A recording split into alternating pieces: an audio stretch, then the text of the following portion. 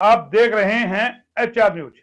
आज हम बात करेंगे राव इंद्रजीत सिंह को लेकर के, क्योंकि राव इंद्रजीत सिंह ने जब से लोकसभा का चुनाव जीता है, कहीं के अलग अलग जगह उनका सम्मान समारोह आयोजित किया जा रहा है। कभी ढहीना में, कभी कोसली में और कभी जाटूसाना में। और जिस तरीके से लोकसभा चुनाव के जीतने के बाद भी राव में कहें कि चेहरे पर खुशी नहीं है, एक शिकन है कि बहुत कम मार्जिन से वो चुनाव जीते हैं। उसी के बाद से कहीं ना कहीं राव को लगता है कि वो हताश और परेशान हैं। जितनी भी जनसभाओं में वो जा रहे हैं या सम्मान समारोह में जा रहे हैं, वो अपनी पीड़ा को व्यक्त कर रहे हैं। और आज उसी पे हम चर्चा करेंगे। और चर्चा में हमारे साथ है राव के समर्थक परवीन राव और बोबी जी, साथ के अंदर है विनय यादव जी जो राजनीति विश्लेषक है। जानेंगे आखिर राव को ऐसी क्या पीड़ा है, क्या अपनी बेटी को चुनाव जिताने की चिंता है, क्योंकि जब वो जनसभा में जा रहे हैं, सम्मान समारोह कोसली और जाटूसाना की हम बात करें तो राव साहब कहें कि 100 साल पुरानी राजनीति का जिक्र करते नजर आए। कभी कोसली का जिक्र करते आए और कभी विक्रम के भ्रष्टाचार का जिक्र करते आए, कभी परिसीमन का। तो राव का आखिर ये दर्द क्या है, उस पर चर्चा करेंगे। बोबी जी, पहले आप ही के पास आ जाता हूं। लगता है चुनाव जीतने के बाद भी राव खुश नहीं है कि बहुत कम मार्जिन से जीते हैं, पार्टी में उनको बड़ा मान सम्मान नहीं मिला, वो राज्य मंत्री का दर्जा। उधर कहें अपनी बेटी की चिंता आरती राव की कि आखिर उसको कैसे राजनीति में स्थापित किया जाए। कोसली में और जाटूसाना में आपने देखा होगा 100 साल पुराना अपने दादा का इतिहास तक वो बता रहे हैं। कभी परिसीमन का दर्द कर रहे हैं, कभी नौकरियों का कर रहे हैं। आखिर क्या हो गया है राव साहब को? क्या कौन सी चिंता है जो राव साहब को खाई जा रही है? मोहनलाल जी, राव साहब को जो जितनी बातें आप ये कह रहे हैं, उनमें से एक तो बात मान सकते हैं हम कि जो जीत कम अंतर से हुई है उसकी तो चिंता जरूर है। उसके अलावा किसी चीज की चिंता नहीं है। आप लोग बार बार, आप पत्रकार लोग और विपक्षी लोग बार बार इस बात का एक नैरेटिव सेट करने के चक्कर में है कि राव साहब लड़की को सेट करने के चक्कर में परेशान है या राव साहब प्रेशर में है। अरे भाई, उनकी लड़की है, उनकी राजनीतिक उत्तराधिकारी है। अरे भाई, मंत्री है 6 बार पब्लिक के डोमेन में, भैया बात होगी, राजनेता है, सुनिए जनता बात सुनिए करेगी। तो मोहनलाल जी, सुना तो करो ना। पब्लिक डोमेन तो लड़की पब्लिक डोमेन में ये तो है। आरती जी राव इंद्रजीत सिंह की तो लड़की है। कौन कह रहा है कि वो लड़की और किसकी लड़की है? उन्हीं की लड़की है, उनकी लड़की है, ठीक है, एग्रीड। वो जो पीड़ा चिंता एक थी जो मैंने बताया कि एक तो जो जीत का जो हम सोच रहे थे कि भाई आंकड़ा ज्यादा होगा, वो कम मार्जिन से हुआ। एक चिंता, एक तो ये पीड़ा, एक तो ये। दूसरा ये कि अगर आप भी अगर उनकी जगह हो या मैं हो या कोई भी व्यक्ति हो, हर एक कोई अपेक्षा करता है कि मैं निष्ठावान तरीके से पार्टी से जुड़ा रहा, पार्टी के लिए मेहनत करी, पार्टी के लिए 2 सीट भी निकाली। अब इसमें कोई दो राय नहीं है कि महेंद्रगढ़ भिवानी की सीट जो निकली है वो राव साहब की वजह से निकली है। बीजेपी चाहती है, अगर बीजेपी का इनाम होता है, बीजेपी सीट नहीं नहीं निकाल पाती। अब उनका तो उसमें उनको उम्मीद, उनको क्या, सब वर्कर्स को सबको उम्मीद थी कि भाई राव साहब को कम से कम इस बार कैबिनेट स्तर का रैंक दिया जाएगा और मंत्री बना जाएगा और केंद्र के अंदर कहीं अच्छा ओहदा दिया जाएगा। अब उनको जब रिवार्ड किया गया तो रिवार्ड फिर से वो किया गया, तो पीड़ा किसको नहीं होगी? मोहनलाल जी आप बताओ। आप आज ये चैनल चला रहे हैं, आपको व्यूवरशिप ढंग की ना मिले या आपको पूरा प्रॉपर कोई रिवार्ड ना मिले, तो क्या आप ये कार्य करते रहना पसंद करेंगे? बताइए मुझे आप। तो नहीं, हर एक उसमें के साथ उसमें उसमें अमेंडमेंट करेंगे या तो कारोबार बदलेंगे भाई। अगर इसके व्यूअर नहीं है, एग्रीड मान लो एग्रीड दिक्कत है, करेंगे तो तो वही करेंगे वही तो मैं करेंगे पूछ ना, रहा हूं भाई। कभी करेंगे ना। कभी वो हाँ, कभी वो शिकायत करते हैं 350 करोड़ रुपए भ्रष्टाचार के मामले को लेकर के, कभी विक्रम को देखो लेकर के कि भाई वो देखो सुनिए भ्रष्टाचारी थे तो उनकी जांच क्यों नहीं हुई। सुनिए कभी कहते हैं तमाम विरोधी एक हो जाए, भाई हमारे साथ भेदभाव हुआ है। भाई भेदभाव अब दिख रहा है क्या? 50 साल के बाद दिख रहा है क्या? भाई आप कांग्रेस में रह लिए 20-25 साल, इसमें रह लिए 10 साल, 15 साल आप इसमें हो जाएंगे जब आप सांसद रहेंगे। तो ये तमाम चीजें जो अब दिख रही है, आखिर इसके पीछे क्या रणनीति है? मैं पूछ रहा हूं, क्या बीजेपी पे दबाव बनाने की रणनीति है, या सीएम नहीं बनाया उसका दर्द है, या बेटी को राजनीति में कैसे स्थापित किया जाए वो पीड़ा है? ये तमाम अब इलाका क्यों ये राव साहब को याद आया है? मोहनलाल जी, आप राव साहब का 2004 के बाद का आप इतिहास देखिए। अगर पीछे लेके जाएंगे, क्योंकि समय कम होगा, पीछे लेके जाएंगे, पीछे से बता दूंगा आपको, मगर 2004 का ही बाद का ले लो। 2007-8 से राव साहब ने बोलना शुरू किया कि दक्षिण हरियाणा के खिलाफ भेदभाव हो रहा है। जब हुड्डा साहब ने प्रोजेक्ट रोहतक जा रहे थे, सब आ रहे थे, उसके लिए किया। सबसे पहले लड़ाई लड़ी सैनिक स्कूल की। सैनिक स्कूल ये नहीं दे रहे थे, बड़ी मुश्किल से लड़ झगड़ के सैनिक स्कूल आया। फिर उस जैसे कि अब एम्स में रोड़ा अटक गया था, ऐसे ही सैनिक स्कूल में रोड़ा अटका दिया कि फॉरेस्ट लैंड है, ये फलानी लैंड है, धिमकारी लैंड है, एक नहीं खुल सकता, दो होंगे, उसमें कई साल व्यर्थ हो गए। ऐसे ही जो सेंट्रल यूनिवर्सिटी आई थी महेंद्रगढ़ की, उसमें रोड़े अटकाए गए। बताओ रोड़े कहां नहीं अटके। तो राव साहब ने ऐसे ही तो 2008-9 से कांग्रेस की जैसे जैसे बोलना, मुख्यमंत्री से बिगड़ती के बोलना शुरू किया, तो 6-7 साल लगे, नहीं हुआ ठीक। अब जब बीजेपी ज्वाइन की है, तो बीजेपी इस उम्मीद में ज्वाइन की थी कि भाई बीजेपी के अंदर इलाके को न्याय दिलवा पाएंगे। अब रही न्याय की बात, यहाँ भी वही चल रहा है, चार चरण चल रहा है कि भाई पहली योजना गई, दूसरी योजना में फिर कर्मठता से काम किया, फिर लगे साथ करके दूसरी योजना भी निकल गई, कुछ नहीं हुआ, ढाक के 3 पात। और रही बात राव साहब पे, भाई राव साहब का परिवार इतना लंबा राज किया जो दक्षिण हरियाणा पे, उसका कारण सिर्फ एक था कि इन लोगों ने कभी भी राजनीति में भ्रष्टाचार नहीं किया, ना भ्रष्टाचार होने दिया। अरे हम अब भ्रष्टाचार की भ्रष्टाचार बात ही नहीं कर रहे, हम भ्रष्टाचार की बात ही नहीं कर रहे। हम तो ये पूछ रहे हैं क्या पार्टी में दम घुटा। अब वो इंसान मंच के अंदर जिंदा है, सामाजिक कार्य कर रहा है, तो भाई आप इंसान मंच कर लो। आपको कहीं लगता है किसी बड़ी राजनीतिक पार्टी में इंसाफ नहीं मिल रहा, तो आपको किसने रोका है? आप अपने इंसान मंच जिंदा है, उससे राजनीति कर लो, क्या दिक्कत तो है? मोहनलाल जी, राव साहब अभी इलेक्शन के बाद से आप देख रहे हैं, दौरा कर रहे हैं, अपने जो वर्कर्स हैं उनको टटोल रहे हैं, उनके बीच जा रहे हैं, उनके बीच वार्तालाप चल रहा है, जा रहे हैं तो 1-to-1 बात भी चल रही है, मीटिंग्स में जा रहे हैं, अपनी बात भी बता रहे हैं। रही बात उनकी कि आप कह रहे हैं कि कोसली गए, धैना गए, जाटूसाना गए, जो ये बात करी परिवार की, तो भाई उनका जो पुश्तैनी गांव था नांगल पठानी, वो तो उसी कॉन्स्टिट्यूंसी में था। जो पहले जाटूसाना कॉन्स्टिट्यूंसी होती थी, उससे पहले वो करीना कॉन्स्टिट्यूंसी होती थी, वो तो गांव उसी के अंदर था। तो तो ये वहां अब अपने आप गए भाई होंगे तो उनने ये राव वर्कर्स के को इमोशन, सुनिए, मोहनलाल जी सुनिए, राव के इमोशन मोहनलाल अब जी निकल सुनिए, के आ रहे हैं क्या? मैं यही तो पूछ रहा हूँ। इमोशन नहीं, भाई मोहनलाल जी 2024 में इमोशन आप नहीं, जीते, अब आप इमोशनल कार्ड खेल रहे हो, भावुक बना रहे इमोशन हो। कार्ड मेरे नहीं है। दादा से रिश्ता था, मेरे पिताजी से रिश्ता था। भाई क्या मायने? अब युवाओं को एक तरफ आप कहते हैं युवाओं को दे दो, भाई आपने इतने साल राजनीति करी, युवाओं को क्यों नहीं आगे आने दिया? किसी ने रोका था क्या? कहां नहीं आने दिया युवाओं को आगे, बताओ। मैं वही दान सिंह को राजनीति में पर्दापण करवाने वाले राव साहब थे। राव साहब लेके अपने राव इंद्रजीत सिंह थे, ठीक है जी। और बताओ कौन कौन युवा लेके नहीं आया यहाँ से। भाई भाई नरेंद्र के लिए नारनौल से एमएलए बनाया, कांग्रेस की टिकट पे राव साहब ने पूरा सपोर्ट किया, राव साहब बना के लेके आए थे। और अपने भाई के विरुद्ध जाके बना के लेके आए थे, भाई अजीत सिंह के विरुद्ध जाके। क्या बात कर रहे हैं आप। दूसरी बात, 2010 के अंदर अब जो रेवाड़ी में विरोधी हो रखे हैं, सतीश कुमार को राजनीति में मौका देने वाला, राजनीति में लाने वाला राव साहब थे। ये चाटुकारिता करते करते राव साहब के साथ आ गए, और फिर बाद में धोखेबाज तो ये लोग हैं। राव साहब किस युवा को आगे लेकर नहीं आए? मुझे एक बात बताइए आप। मनीष यादव को टिकट दी गुड़गांव से, भाजपा युवा मोर्चा के थे, उनको टिकट दिलवाई उनने, बताओ कहां पे युवा नहीं थे वो। चलिए मैं एक बार विनय जी को जोड़ लेता हूँ। विनय जी देखिए, बॉबी राव जी तो कह रहे हैं राव साहब ने बहुत युवाओं को टिकट दी, लेकिन तमाम जो भाषण हम सुन रहे हैं, राव का एक दर्द कहीं ना कहीं झलक रहा है। या तो दर्द ये झलक रहा है भाई मुझे कोई कैबिनेट का दर्जा नहीं मिला, या सीएम अभी जैसे नायब सिंह सैनी को आपने बनाया तो मुझे इग्नोर कर दिया। तमाम यानी कि आपने भी 2 दिन के भाषण सुने होंगे, जाटूसाना हो, कोसली हो। आखिर मैं ये पूछना चाह रहा हूँ कि भाई आखिर ऐसी क्या पीड़ा है, राव को क्या दर्द है? चुनाव जीतने के बाद तो चेहरे पे खुशी होनी चाहिए कि लगातार मैंने सिक्सर मारा है, मैं 6ठी बार लोकसभा का चुनाव जीता हूं। तो ये दर्द है क्या है? या फिर कहीं ना कहीं अंदर खाते चिंता है कि उम्र के अंतिम पड़ाव का भी वो जिक्र खुद ही कर रहे हैं कि भाई मेरा आखिरी चुनाव है और मुझे राजनीति में आरती राव को स्थापित करना है, चुनाव उसको लड़वाना है। तो ये संशय है क्या है, या पार्टी पे दबाव 5, 7, 10 टिकट मिल जाए, भाई मेरा अपना कद बड़ा हो जाए? किस तरीके से देखते हैं आप ये तमाम चीजें? विनय मोहन जी देखिए, पहले तो मेरे बड़े भाई परवीन राव जी ने कही उन्होंने टिकट दिलवाई, टिकट दी। तो मैं एक बात कहना चाहता हूँ, टिकट दी नहीं, उन्होंने टिकटें दिलवाई होंगी और कटवाई होंगी। क्योंकि दे जब सकते हैं जब वो या तो किसी पार्टी के स्वयं मुखिया हो तो वो देने का काम कर सकते हैं।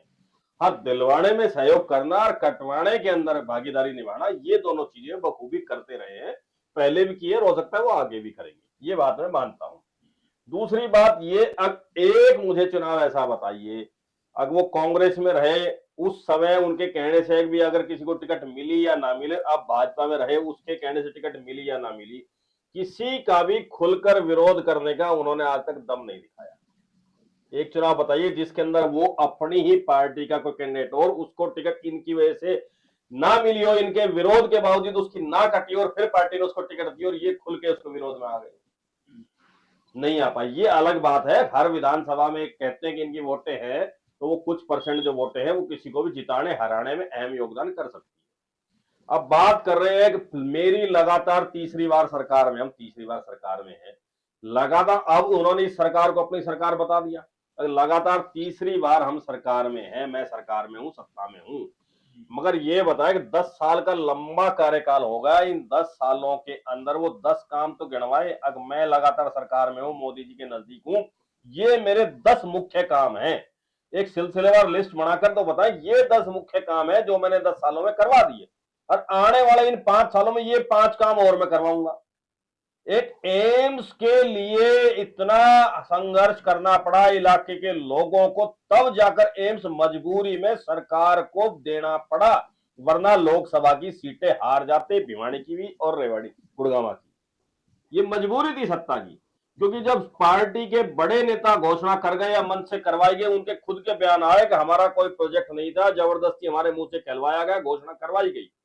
तो ये जो बयान आए हुए ना, पुराने बयान लोग उठा के देखे तो सही, अब किस नेता ने क्या बयान दिए, प्रधानमंत्री ने क्या बयान दिए, मुख्यमंत्री ने क्या बयान दिए, पीछे घोषणा करने के बाद उनके क्या बयान रहे, और फिर ये संघर्ष जो जनता ने किया, लोगों ने किया, तो ये मजबूर घुटने टेकना पड़ा, जैसे किसान आंदोलन के आगे सरकार को घुटने टेकने पड़े। अब आप बात करें राजनीतिक जमीन की, इन्होंने पिछले अपने काम गिनवाए, वो सारे काम जितने भी गिनवाए, वो मैक्सिमम काम 90% काम पिछली सरकार के थे।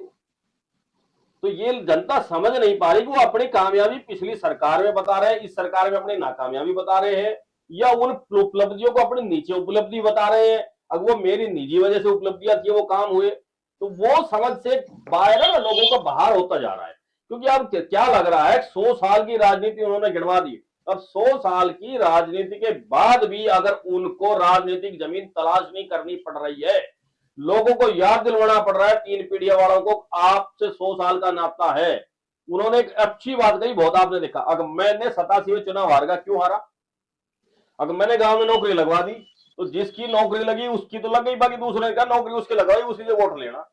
अब आप उसके बाद 87 के बाद का उनका रिकॉर्ड वो बताए तो सही, सार्वजनिक करके, अगर मैंने इतने लंबे राजनीतिक जीवन में इन लोगों को रोजगार दिलवाया, इनको नौकरियां लगवाई, लिस्ट तो होगी ना उनके पास, जो उन्होंने काम किए 3 पीढ़ी वाले वर्करों के, कार्यकर्ताओं के। उन्होंने खुद कहा कि मेरे वर्कर मेरे से नाराज है, वो कहते हैं हम 3 पीढ़ी से आपके पास जुड़े हुए हैं, आपने हमारे काम नहीं किए। मेरा बयान नहीं, उनके खुद के भाषणों के बयान। तो मैं भी तो वही पूछता, कौन सी राजनीति राव कर रहे हैं? मैं यही तो कह रहा हूं, अब इतनी लंबी राजनीतिक कार्यकाल के बाद उनको अपनी पुत्री आरती राव के लिए आप अच्छा राजनीतिक फील्ड जो है, क्षेत्र नहीं मिल पा रहा है, वो इस दुविधा में, इस परेशानी में है। अब उनको स्थापित अगर मैं अपने नहीं कर पाया राजनीति में रहते रहते, तो फिर ये बहुत आने वाले समय में जो ये इलाके का जो राजनीतिक प्रतिनिधित्व करते हैं, वो धीरे धीरे खत्म होता चला जाएगा, लोग पलायन कर जाएंगे।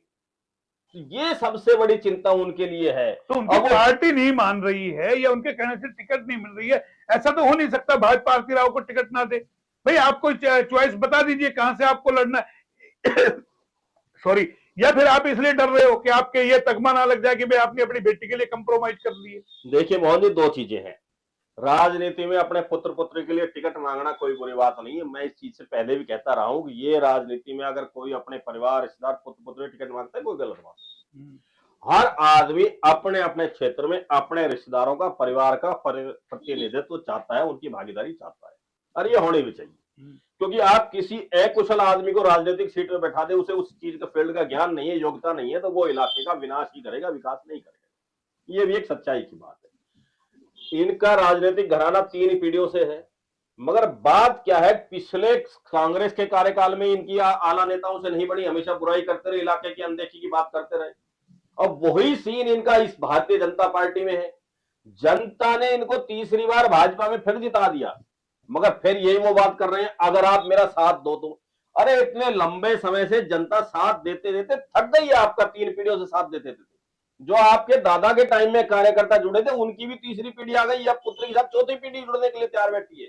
मगर आपने इस लंबे शासनकाल में जनता को क्या दिया, सवाल अब वो है। अब वो इन बातों को घुमाकर, वही सिंपैथी की बातें करके उन बातों को गौण करना चाहते हैं अगर मैंने इलाके के लिए क्या किया। बोबी राव जी विनय जी रोकूंगा। राव डर रहे हैं कि खुल के लड़ाई लड़ने में, भाई खुल के खेले फ्रंट पे आकर के। भाई देखिए सवाल ये ना जिस तरीके से मैं यही पूछा, सुनिए इमोशन कार्ड आप खेल सुनिए रहे सुनिए हैं। सुनिए, ये दक्षिण हरियाणा में और हरियाणा में ये एक राव साहब ने जब 1996 के बाद राजनीति से संन्यास लिया, राजा राव वीरेंद्र सिंह जी ने, तो जो चर्चाएं अब चल रही हैं उस वक्त के दौरान भी, जब मीडिया का इतना वो नहीं था, ये सोशल मीडिया का और आपका चैनल चुनल का, अखबारबाजी थी सारी, यहां से अखबारों में उस वक्त खूब आता था ये कि राव साहब का घराना खत्म, ये खत्म, अब ये नहीं होगा, अब ये कुछ नहीं बढ़ेंगे, राव वीरेंद्र सिंह के इतिहास हो गए, ये हो गए, उस इतिहास। वो 94-95 के बाद भी इंद्रजीत सिंह 6 बार MP बन लिए, विधायक भी रह लिए, केंद्रीय मंत्री भी रह लिए। अब क्या है कि अब जब ये उम्र के आखिरी पड़ाव में है और सत्ता का अभी नई पीढ़ी के दौरान सौंपे जाने की कार्रवाई चल रही है, तो जितने विपक्षी या जितने भी ये एक एंटी रामपुरा हाउस फोर्सेज है, ये जो अपने यहाँ दक्षिण हरियाणा में, ये अब सब इकट्ठे होके, कोई पेड़ पे बैठ के काव काव कर रहा है, कोई गली के अंदर भौं भौं कर रहा है, कोई क्या कर रहा है। इनकी आदतें हो गई है कि राव साहब ये पड़ गए, राव। अरे भाई मेरी एक बात बताइए, आदमी के एक बार विधायक बनने में पसीने आ जाते हैं, दूसरी बार तो वो पैंट पजामा खोल के हाथ जोड़ के गुड़लियां चलता रहता है कि जी एक बार बढ़ा दो, पार्षद बढ़ा दो, कुछ ये कर दो, देख लो जी हालात देख लो। इतना लंबा शासन किया है, इतना लंबा जीते हैं, तो उनने लोगों के काम किए होंगे या लोगों के काम आए होंगे, तभी तो वोटर टिका हुआ है। आप मुझे बताइए कोई वोटर टिकता है क्या अगर आप अरे भाई काम नहीं करेंगे? अरे भाई बोबी भाई सुनिए सुनिए सुनिए, दूसरी बात, हमें कोई पब्लिक को ये पब्लिक डोमेन में जाने की बताने की जरूरत नहीं है कि हमने इसको नौकरी दी है, इसकी बदली करें, इसकी ट्रांसफर करवाई है। जिसको नौकरी दी है उनकी बदली ट्रांसफर करवाई है, या जिनके भी काम किए हैं वो लोग कर्मठता से हमारे साथ डटे हुए हैं, आसान फरामोश लोग नहीं है। अरे हम नहीं बता रहे, मेरे भाई राव साहब बता रहे हैं, भाई राव साहब बता रहे हैं। अरे राव साहब, अरे भाई राव साहब जिक्र कर रहे हैं। सर मुझे बताइए हरियाणा में ऐसा कौन सा घराना है, या जो चाहे हुड्डा साहब परिवार हो, चाहे चौटाला साहब कोई परिवार हो, जो लगातार 5 बार MP बना हो? अरे कुछ लोगों के लिए किया होगा तभी तो बने हैं, क्या ऐसे ही बन गए, हमारे बन गए? तो हम थोड़ा ना मना कर रहे हैं, मेरे भाई राव साहब कर रहे हैं ना, अगर काम किया है तो इतना डर किस बात का है? राव साहब की पीड़ा है, राव साहब की जो पीड़ा है, राव साहब भाई राव अब कौन सी राजनीति करना चाह रहे हैं, क्या है ये राजनीति? हम यही तो आपसे समझना चाह रहे हैं। आप बैठे हैं जो राजनीति, आप उनकी पैरवी के लिए बैठे हैं ना भाई। सुनिए सुनिए, राजनीति जो भी कर रहे हैं वो 2 महीने में सामने आएगी, कोई जरूरी है आप आज उसका भाई वो बताना कि हम ये कर रहे हैं, ये करना चाह रहे हैं? वही तो पूछ रहा हूँ, कौन सी मसाल लेके चलना है? वो कह रहे मसाल लेके नहीं चल रहे हैं। मैंने आपको बताया, सुनिए मैंने आपको बताया, राव साहब अपने लोगों के बीच जा रहे हैं, अपने वर्कर्स, अपने साथियों के बीच जा रहे हैं, अपने साथियों के बीच जाके टटोल रहे हैं, अपने साथियों के बीच जाके देख रहे हैं। उन्होंने शुरुआत की है, जा रहे हैं, जाएंगे। एक जो राजनीतिक अटेली उनकी बेटी आरती राव ने बता दिया, अटेली मेरी पसंद है, कोफिल से भी भाई जाटू थाना उनका दादा लाई इलाका है, वहां से तो 2 में से कोई एक लड़ ले। सर सुनिए, उसके बावजूद भी असंतुष्ट जो राव नजर आ रहे हैं, क्योंकि वो जिक्र करते हैं, बोलो भाई अब तो ये भी नहीं पता मैं मुख्यमंत्री बन सकूंगा नहीं बन सकूंगा। भाई क्यों सपने क्यों टूट रहे हैं आगे, क्यों नहीं? या फिर वो 29 के लिए तैयार कर रहे हैं, आपके इलाके में कोई नहीं आता मुख्यमंत्री बनने के बाद, हम इलाके में चंडीगढ़ जिता देते हैं, अपने नहीं देते हैं। तो मैं ये पूछा इन बयानों के मायने क्या मायने निकाले जाए? मायने जो आप बात कह रहे हैं मुख्यमंत्री की, हाँ ठीक है, मुख्यमंत्री का हर एक का जो राजनीति के इस मुकाम पे पहुंच जाता है, तो मुख्यमंत्री का सपना हर एक का होता है। अगर आप और हम भी इस मुकाम पे पहुंचे होते, या और भी कोई पहुंचा होता, तो मुख्यमंत्री का सपना मैं वही तो कह रहा हूं, फ्रंट पे आके लड़ ले, डर किस बात का? सुनिए, अगर मुख्यमंत्री का सपना देख ले, कौन सा गलत कर दिया? यहाँ तो हालात ये हैं कि जो 1 या 2 बार विधायक बनते हैं वो लोग मुख्यमंत्री का सपना देखते हैं कि मैं तो जो 2 आज बनवारी दलाल जैसे एक करप्ट आदमी वो ख्वाब देख रहा है मुख्यमंत्री बनने का, तो राव साहब ने कौन सा गलत सपना देख लिया? बताओ मुझे बात। राव साहब हिम्मत दिखाए ना, या तो राव साहब उनके जैसे बन जाए। हाँ तो हिम्मत दिखा रहे हैं, अपने जा रहे हैं, अपने लोगों के बीच जा रहे हैं, लोगों चर्चाएं कर रहे हैं, लोगों का मन टटोल रहे हैं, क्या गलत कर रहे हैं? जो कल उन्होंने कहा इंसान मन जिंदा है, कुछ उसमें ऑक्सीजन भरी कार्यकर्ताओं में, आपको लगता है कि और जिंदा हो जाएगा? इंसाफ मंच बंद कब हुआ था? इंसाफ मंच हमेशा जिंदा रहा है। वो खुद है इंसाफ मंच है, तो मैं तो वही पूछा, मैंने कब का खत्म हो गया भाई? अरे ये आप लोग यार, ये राजनीतिक लोग यही चर्चा अफवाह उड़ाते हैं। मैं कुछ दिन पहले सुन रहा था कि भाई अरविंद एक चैनल पे बैठ के कह रहे थे कि ने पूछा कि भाई राव साहब क्या करेंगे, बोले राव साहब ने एमपी बना दिया, मंत्री बना दिया, राव साहब कहीं नहीं जाएंगे, राव साहब यहीं रहेंगे। अब भाई अरविंद तेरे से पूछ के उनने मेरे राजनीति शुरू की थी क्या राव साहब ने? अब अरविंद इतने, जिसे कहते हैं ना अथॉरिटी से, एक होती है बात कहना शायद हो या चर्चा हो कि भाई ऐसा हो सकता है, वो तो अथॉरिटी से नहीं हमने राव साहब अभी एमपी बन गए पार्टी के, यहाँ से उनके मोदी से, भाई उनके मोदी से पर्सनल लिंक है, कैसी बात कर रहे हो? राव से भी ज्यादा लिंक है उनके मोदी से। वो मोदी जी का पूरा चुनाव संभालते हैं भाई, कितने बड़े नेता हैं। हिंदुस्तान के जितने भ्रष्ट और अनपढ़ लोग हैं उन सबके लिंक मोदी जी से है। मुझे बताओ किस भ्रष्ट किस अनपढ़ के लिंक नहीं है? रेवाड़ी के अंदर ही 200 आदमी गिनवा दूंगा जो रोज रोज शाम को मोदी जी से बात करके सोते हैं। जितने रेवाड़ी के टिकटार थे ये सारे शाम को मोदी जी से शादी से बात करके सोते हैं। बताओ कौन सा नहीं सो रहा? मुझे बताओ आप। सारे मोदी जी से बात करके सोते हैं, सबके मोदी से पर्सनल लिंक है। तो फिर ये सीएम बनने का सपना जिंदा मान लिया अभी हम कि अभी है, बिल्कुल है या 29 भाई उम्मीद नहीं है। देखो उम्मीद नहीं है, आदमी अपनी जो आपके क्या नाम है, मेरा भी कुछ आकांक्षाएं होंगी, अभिलाषाएं होंगी, बताता है, व्यक्त करता है, तो उन्होंने अपनी अभिलाषा। चलिए समापन वीडियो लंबा हो जाए। विनय जी, सपने जिंदे हैं अभी? राव साहब कहते हैं भाई पता नहीं अब बनूंगा नहीं बनूंगा, तमाम भाषण मैंने आपको सुनाया है। आज हम इसीलिए उसका आकलन कर रहे हैं। आखिर बोबी राव जी देखिए उनके बड़े पैरोकार है और जाहिर है भाई अपने आका का हक भी जो है समर्थन भी करना पड़ता है, बातें भी रखनी पड़ती है। लेकिन एक आम पब्लिक में जो मैसेज जा रहा है, सिर्फ इसलिए पब्लिक सोच रही है कि राव आखिर इस पड़ाव में कौन सी राजनीति कर रहे हैं, बीजेपी पे दबाव की कर रहे हैं या क्या कर रहे हैं, या विधानसभा चुनाव है, कोई बड़ा खेल खेलने वाले हैं, या लगता कुछ दमखम दिखा देंगे? देखिए मोहन जी, प्रवीण भाई राव साहब के समर्थक हैं, अच्छी बात है, और समर्थक निष्ठा से रहना भी चाहिए, और जिसके साथ आप समर्थक हो उनके लिए आपकी अच्छी बातें होनी भी चाहिए, और उनके लिए आपका सहयोग सहभागीदारी पूरी होनी चाहिए। मगर मेरे बड़े भाई ने शायद उनका अब जो उन्होंने रैली भाषण दिया अपने सम्मान समारोह वो इन्होंने शायद सुना नहीं। कोसली जाटूसाना में, कोसली जाटूसाना में सम्मान समारोह जो हुआ उसके अंदर जो भाषण दिया वो इन्होंने शायद सुना नहीं। उन्होंने खुद अपने मुंह से ये कहा कि मैं 87 का चुनाव इसलिए हार गया कि उससे पहले मैंने नौकरियां लगाई, तो मैंने गांव में 2 की लगा दी तो और ज्यादा लोग नाराज हो गए, उसका ये रहा कि उन लोगों ने मुझे चुनाव हरा दिया। तो ये बात वहीं से जन्म लेती है कि इलाके में जो चर्चा है, खुद इनके वर्कर लोग, मेरे खुद के 3 पीढ़ी के वर्कर कह रहे हैं कि हम आपकी एक पीढ़ी गई, दूसरी तीसरी पीढ़ी से आपके साथ लगे हुए हैं और आप हमारे काम नहीं करते, हमारे काम नहीं होते, आपने हमारे काम नहीं किए।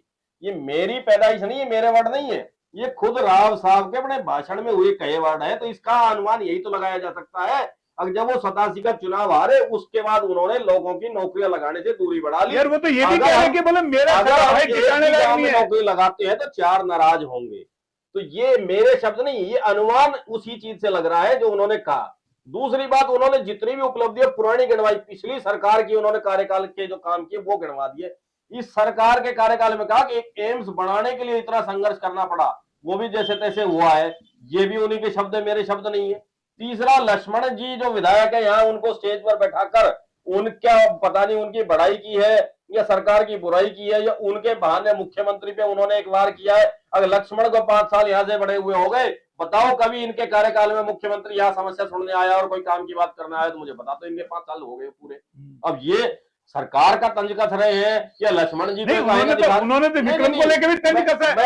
विक्रम को मैंने जिताया था, आज किसी तरह की बात नहीं, केवल उन्हीं के भाषण से जो उनके शब्द उन पे बात हो रही है। अब वो लक्ष्मण जी को आगे लिए ताकीद कर रहे हैं, अगर मेरे साथ रहोगे तो ठीक रहोगे वरना आप भी साइड लाइन रहोगे।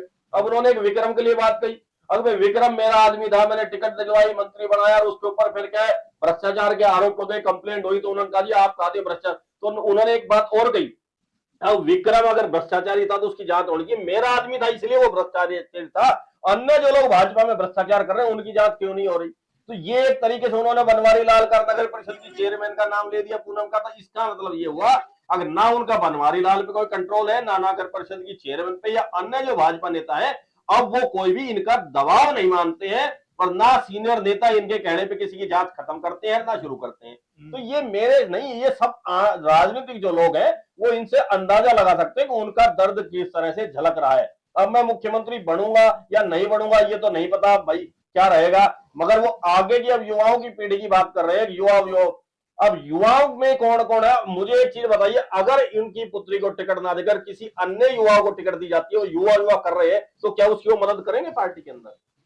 खुद अपने मुंह से वो नहीं कह रहे करेंगे या नहीं करेंगे। तो ये एक सोचने विषय है, ये बहुत चिंता के विषय, सोचने के इलाके के हित अब उनको नजर आते हैं। अगर इतना ही स्वाभिमान की इलाके की चिंता थी तो उन्होंने इस बार जो मंत्री पद उनके अनुरूप, इलाके के अनुरूप नहीं था, जब इलाके की बेइज्जती हो रही थी उनको फिर से इसी पद पर रखकर, तो उन्होंने मंत्री पद क्यों ग्रहण किया? मना क्यों नहीं कर दिया मुझे नहीं चाहिए, मैं अपने इलाके की बेइज्जती सहन नहीं करूंगा, अपने परिवार की और अपने इतने लंबे राजनीतिक कैरियर की बेइज्जती सहन नहीं करूंगा। मगर नहीं, सहजता से मंत्री पद लिया। अब विधानसभा के चुनाव आ रहे हैं, जनता में बात डाल रहे हैं, सहयोग, अरे सहयोग दे रहे हैं जब तो आप लगातार चुनाव जीत रहे हैं। बिना सहयोग के कौन जीत सकता है? इतना लंबा कार्यकाल आप लोगों को जनता ने आपका सहयोग करके दिया है, या राव साहब कहें अगर मैं तो अपने दम पे जीत रहा हूं, जनता का सहयोग नहीं है। तो ये कई बातें हैं जो दिमाग में, आज वोटर पढ़े लिखे समझदार हो गए हैं, जो 3-3 पीढ़ियों से इनके साथ लगे, उनके अंदर भी आप बैठोगे, मुंह पे पता, पर पीछे से कहते हैं यार क्या करें, काम नहीं होते, मिलते नहीं, दोनों दिल्ली रहते हैं, थोड़ा थाने में आज फोन कराना हो, वहां कोई मिलता नहीं, पीए से बात नहीं होती, अनुग्रह से पीए रख रखे हैं, पहले तो वही मंत्री के बराबर है, उनसे बात करो, उनसे ना हो पाए तो उन्होंने कहीं मुश्किल से बात, इतने उन्होंने थाने का काम वैसे ही हो लेता है। ये दिक्कतें जो बिल्कुल बिल्कुल, देखिए इसी पे हमने चर्चा की और आगे कर रहा है, आगे इसके और भी मायने निकल के आएंगे, क्योंकि अब राव कहीं ना कहीं अहिरवाल क्षेत्र में लगातार घूम रहे हैं, और आज किस तरीके से जो जिला अध्यक्ष बनी है उसका भी जो है शपथ ग्रहण समारोह। बोबीराव जी कुछ कहना चाहेंगे आप? विनय जी ने तो बड़े खुल के बता दिया, राव के शब्द है, मेरे कुछ नहीं है, राव खुद कह रहे हैं सब कुछ, राव खुद कुछ ना कुछ मैसेज देना चाह रहे हैं, या तो पब्लिक समझ नहीं पा रही है, पार्टी समझ नहीं पा रही है, या कुछ नए संकेत दे रहे हैं। सर ऐसा है, ये 1 महीने चर्चाएं ऐसे ही चलेंगी, लोग भिन्न भिन्न प्रकार की उनके बातों का मतलब निकालेंगे, कोई अपने हिसाब से कैसे निकालेगा, कोई भाई राजनीतिक क्या निकालेगा, आम जनता क्या निकालेगी, तो निकालने दो। तो जो राजनीति एक्चुअल है वो 31 राजनेताओं की ओर से खेल खेला जा रहा है कि अगर हम कुछ दें, 31 अगस्त निकाले और पब्लिक उसके सर चक्कर में लगी 31 रहे। अगस्त के सर 31 अगस्त के बाद जो कुछ होना है वो सब कुछ सामने आ जाएगा, कोई छुपी नहीं रहेगी, इलेक्शन लड़ा जाएगा पब्लिक के सामने। अरे अरे अरे अरे आपने तो डेट कर दी 31 अगस्त, कुछ बड़ा फैसला तो नहीं लेंगे? कुछ आपको पता अंदर खाते बता नहीं पा रहे हो कुछ? नहीं, फैसला तो जो होगा, जो भी फैसला होगा या जो नहीं होगा सामने आ जाएगा। मैंने बताया कुछ ना कुछ तो 31 अगस्त अगर आपने बोला है, क्योंकि सितंबर में आचार संहिता लग सकती है। मैं आपको यही कह रहा हूँ ना, तो जब आचार संहिता लगी तो आचार संहिता का मतलब है चुनाव डिक्लेयर हो गया, चुनाव डिक्लेयर हो गया। लेकिन आप जो 31 अगस्त बोल रहे हैं, मैं उसका कह रहा हूँ, थोड़ा सा बता दो खुल करके यार, हमारे पत्ते जब तो आप उस समय का इंतजार करिए, समय आएगा, आगे सारे पत्ते खुल जाएंगे कि राव साहब की कैसी राजनीति है, राव साहब विनय भाई कह रहे हैं, जो कह रहे हैं भाई युवाओं का साथ देंगे या युवाओं को सपोर्ट करेंगे या नहीं करेंगे, या किस टिकट के लिए बोले तो सबको सामने आ जाएगा। अरे आप भूल गए, आप भी अभी बोल गए हैं, मैं वही पूछ रहा हूँ 31 अगस्त के बाद बड़ा फैसला लेंगे क्या?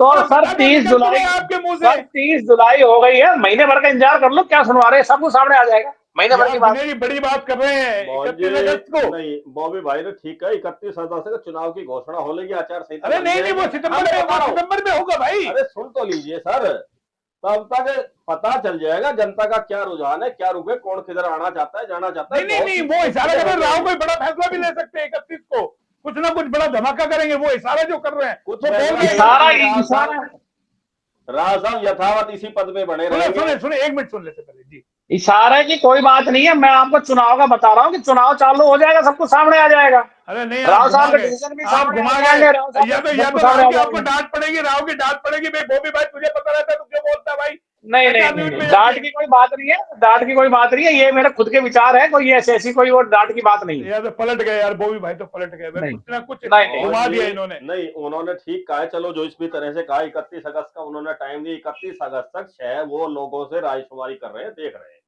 और ये इंसाफ मंच का जो बार बार लोगों को एक वो दिखाया जा रहा है ना, झुंझुना, इंसाफ मंच जिंदा है, सामाजिक कार्य कर रहा है, जिंदा है, सामाजिक कार्य कर रहा है, ये केवल अपने कार्यकर्ताओं को जिंदा रखने के लिए, और वो इधर उधर ना भागे, वो मायूस ना हो, और पार्टी पे दबाव बनाने के लिए उस झुंझुने को बार बार बजाया जा रहा है ना। आज कोसली में मैं बता दूं कोसली में थे, हमने बहुत सारे लोगों से चर्चा की, कोसली में भी है कि इंसाफ मंच के जरिए राव कुछ बड़ा कर सकते हैं, क्योंकि जिस तरीके के जो भाषण आ रहे हैं ना, राव ऐसी राजनीति तो नहीं करते हैं, इतने इतिहास में नहीं जाएंगे, प्रताप सिंह कैरो के टाइम में चले गए, अपने दादा बलबीर सिंह के टाइम में चले गए और राव वीरेंद्र के टाइम में, और पूरा इतिहास 1987 का जिक्र क्यों 24 चल रहा है मेरे भाई? दुनिया बदल गई भाई 20 या 40 साल के मैं अंदर। वही तो कह रहा हूँ मोहन जी, इस बार का जो चुनाव परिणाम हुआ है उससे बहुत से लोगों की मंशा हो गई है जो कई पीढ़ियों से लगे हुए थे, जिनके काम नहीं रहे, वो दूर होते जा रहे हैं धीरे धीरे।